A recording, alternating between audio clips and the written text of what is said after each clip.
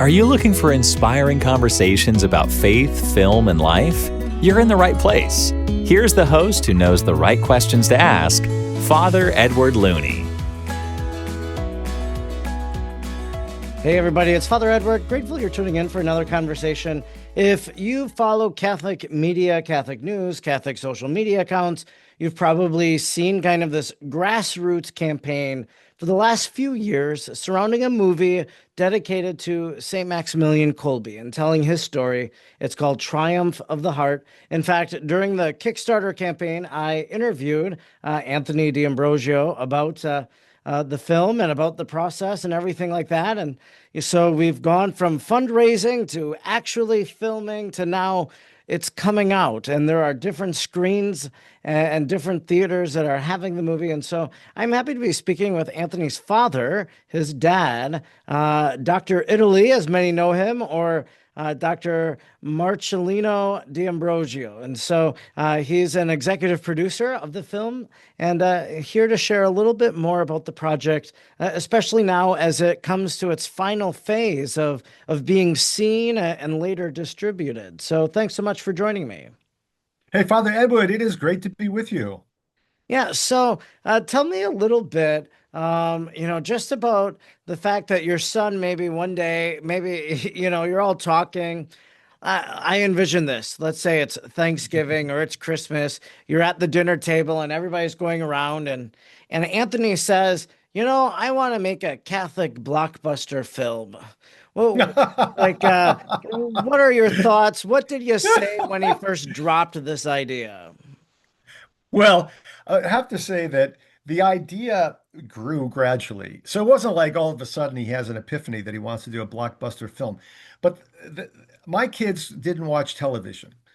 They didn't see many films. And instead they did creative play and they read and they read. And we talked about saints a lot. So like the formation of all the kids has an impact on what Anthony has done.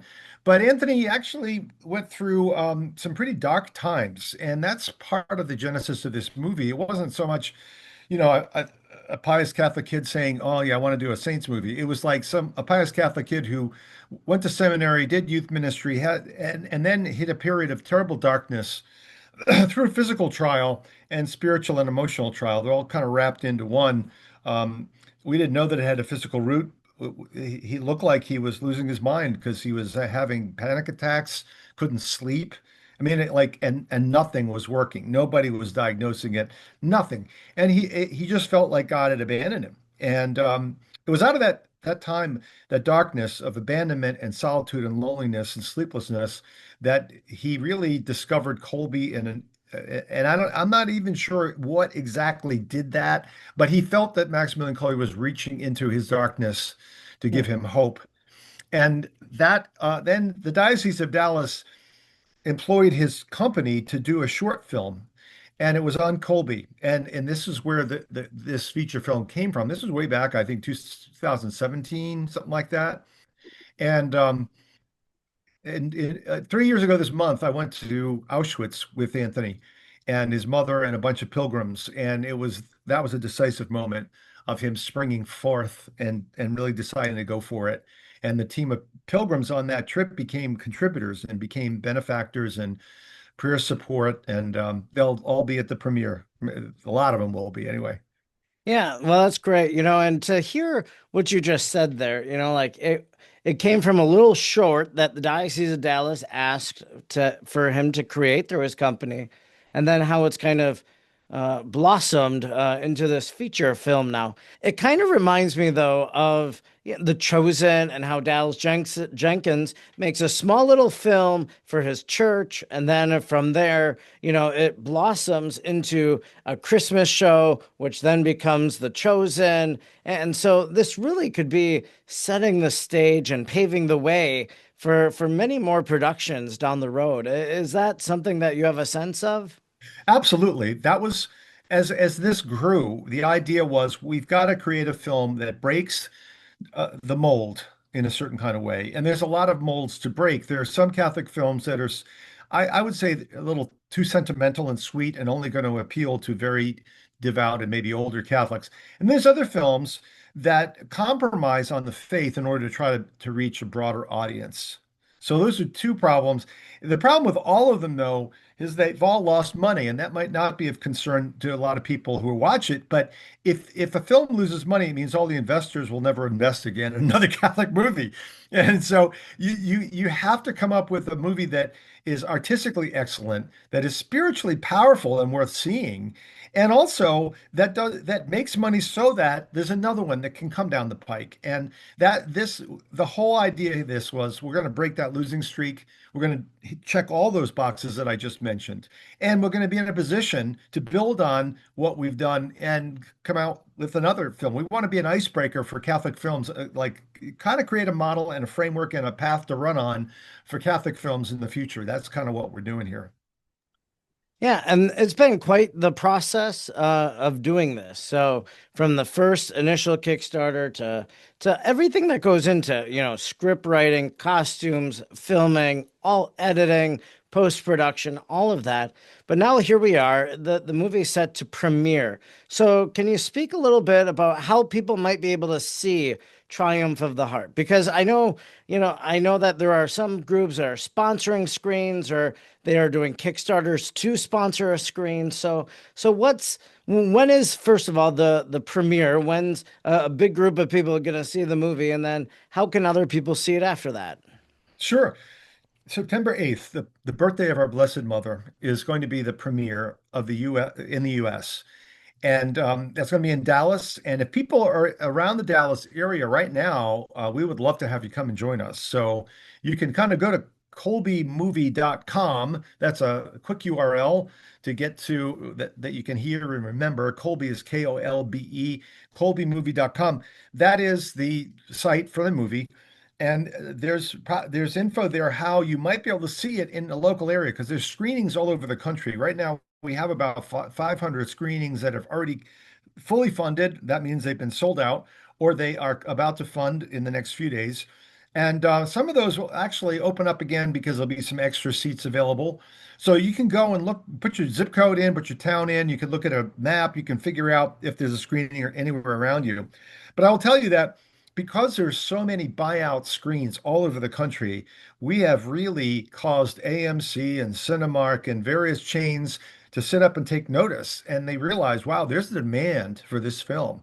You mean people really want something other than drug, sex, and rock and roll? I mean, they might really want virtue and holiness and inspiration. Well, we better open up some more screens. So we're going to see on opening weekend, September 12th through 14th, I think we're going to see a lot of theaters make screens available for this movie. So I would encourage everybody, go to kolbemovie.com. If you don't find something there, then look at the theater offerings in your area for that weekend of September 12th through 14th. If you're in Dallas, you can message us at the website. We would love to invite you to the premiere. Okay, so Yeah, wonderful. Well, will I be able? So, I'm a big movie buff. I see a lot of films. I do a lot of movie reviews. Some of the reviews have gained a lot of traction online. Like, for example, as a Marian theologian, I critiqued Netflix's Mary, and on TikTok that got over 200,000 views. Because awesome. my take was it was terrible. So so I like looking box office mojo. I'll see what the box office said this past weekend. So September, after that weekend, you think Triumph of the Heart's going to be on there for gross earnings and such? Sure. The figures will be reported. Box office is public, and that will be reported. Of course, box office isn't closed if you have a longer run. A lot of faith-based movies have come out through Fathom, and they used to be limited, if you do Fathom, to one weekend. It's one reason we didn't choose that way to go. We want to really, if we have great demand in a city, like for example, Dallas Fort Worth, over 20 screens have been sold out for opening weekend in advance. So if we have that kind of demand, hopefully we'll get a run and the box office will go into the next week or the week after even. In Poland, it's going to be it is going to be a blockbuster in Poland. The premiere already happened there, and the Polish church and the politicians of the state, the secular news, they were all there. They were all thrilled with the movie. Lots a standing ovation. In Poland, they did a 10-minute standing ovation for the Poland premiere.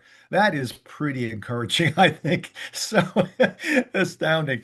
So I think we're going to see some wonderful things. And honestly, I think that this movie is going to be a moment of spiritual renewal and great pride, and a shot in the arm for the church in the United States on the weekend of September 12th. I really do. Yeah, I hope so. That's a beautiful thing to aspire to and to pray for. And for me, I have my favorite saints. I could rattle off a list of them. I love especially American saints, or people on the way to sainthood from the United States. I love John, Saint John Neumann from Philadelphia, for example, or Blessed James Miller in La Crosse. And so, I've fostered a personal devotion to some of these saints. We have the upcoming canonization of Carlos Acutis, which I'm attending. And so, there's all these saints people are devoted to. So I'm wondering, did you have a particular strong interest in Kolbe before Anthony worked on this movie? Or has the movie brought about a devotion to Kolbe that you didn't have before? Well, both and. So I'll just tell you that I fell in love with Christ when I was a hippie, back in the hippie era. And so my conversion led me to the Bible. And then shortly after, someone gave me a biography of Padre Pio. That led me to St. Francis. I fell in love with St. Francis, wanted to be a Franciscan. So I didn't become a Franciscan, obviously, but I went to Assisi on my honeymoon. And my wife and I fell very deeply in love with St. Clare as well as St. Francis. Loved St. Anthony and the model that he was of inspiring teaching and preaching with great humility. So when our kids were born, we named this guy Anthony Francis after St. Anthony and St. Francis. We named one after St. Clare, the patron saint of media and video. So the movie kind of comes out of all that. And Maximilian Kolbe, yeah, I read bios of Kolbe. Quite frankly, this is better than any bio of Kolbe I ever read. And in preparation for this movie, I and Anthony both read the letters of Kolbe, and we read firsthand testimony of those who knew him. There's an out-of-date book out of print book that collects that testimony, including testimony of people who knew him in Japan, including non-Catholics, and in Auschwitz, including Jews and non-Catholics who survived and wrote about Kolbe's impression. And that's what really led to this movie. The Kolbe you meet in this movie is the Kolbe of the letters, of firsthand testimony, and it's better than any bio. So now, having seen this movie, I am way more in love with St. Max than I ever was before. He was cool before, and now I can't get the image of him out of my mind. And I think that's what a lot of people will experience when they see the movie. The actor who plays it does such an amazing job. The part that was written for him is so true to the real Kolbe. You see, it's like a living icon, honestly, to watch this film. Yeah, it's almost as if you're saying that the movie is better than the book. Typically that's not the case, but That's right. it's just such an accurate and adequate portrayal of who Saint Maximilian Kolbe is. I know for me, I really resonate with the fact that Kolbe stood up and he said, "I am a Catholic priest," and so he was very strongly rooted in his identity, and that's a very powerful statement, I think, to other priests. So, a lot of people, a lot of lay faithful are going to be going to see this movie, but lest we forget, Maximilian Kolbe was a priest, and he can be speaking to priests who go and see this and maybe re-inspire their priesthood. And I think another thing that this movie might be able to do is it might spark a bit more of Marian devotion because Maximilian Kolbe was so strongly devoted to the Blessed Virgin Mary. So I'm curious too, you mentioned the actor that plays Kolbe and some of the other people that act in the film or have worked on the set. Have some of them experienced profound graces or conversion because of the movie? Profound graces, yes. Conversion, it's hard to see and hard to know. And I'm actually really looking forward to meeting more of the actors and being able to ask their experience. But I will tell you this, that when you do a casting call, and this is true for The Chosen, it's true for any film, Mel Gibson's films, like The Passion of the Christ, now what he's doing with the Resurrection, he's working on casting. I actually got a little sneak peek at some casting things that are going on there. But anyway, you pick a person who's the right actor for the job, and there's not like a litmus test as to their religious practice or faith, right? And so for this call, we have international actors, and some of them are devout Catholics, like the one who plays Colby.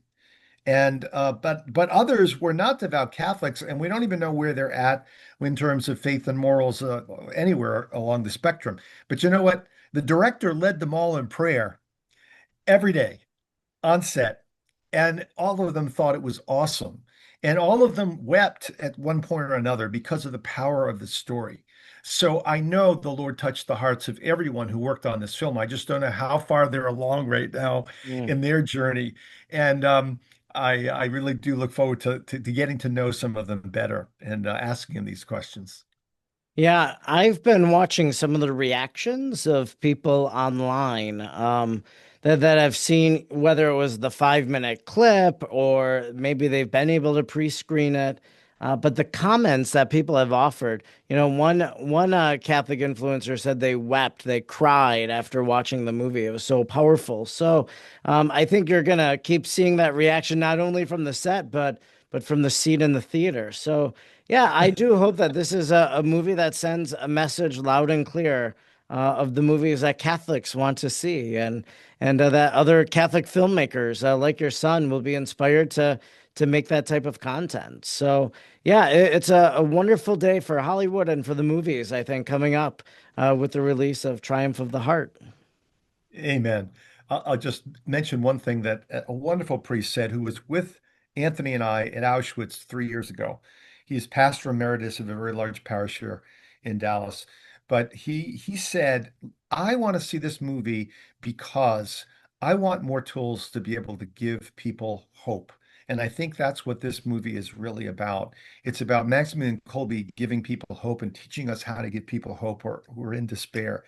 Now, I think that is an amazing statement from a priest. And I think it's not just priests who have to work people through difficult times. All of us have that role. We all know people who are terminal and have terminal disease or have a horrible loss or whatever. And it's hard to understand why God would allow such a thing. And I think this movie helps us have an idea of what we can actually do and say and be for people in that kind of a situation. Yeah, most definitely. And, just maybe one last thought. We got to get the movie in the hands of Pope Leo. We got to get Yeah, him a screener link or something. So, he would love it. yeah. Absolutely. We got to do a screen link. I'm kind of working a few angles in Rome on that one. Yeah, no, that's great. I know that they do premieres and they do, some films there, and sometimes the Holy Father shows up. So, yeah, it'd be a great Catholic story for sure. So, well, thank you, Dr. D'Ambrosio, for sharing so much about this movie and just how people can find it and just kind of the story behind it to really get us hyped up to want to go to the theaters and see it on opening weekend, and again send that very strong message so that other people can have that message of hope. So thanks so much for your time today. Great being with you, Father. Thank you for inviting me. If you liked today's episode, be sure to subscribe, rate, and review wherever you're listening. And don't forget to stay up to date with what Father Edward is doing by following him on Facebook or Instagram at the handle @FrEdwardLooney. Thanks for listening, and please join Father Edward again next time for another inspiring conversation.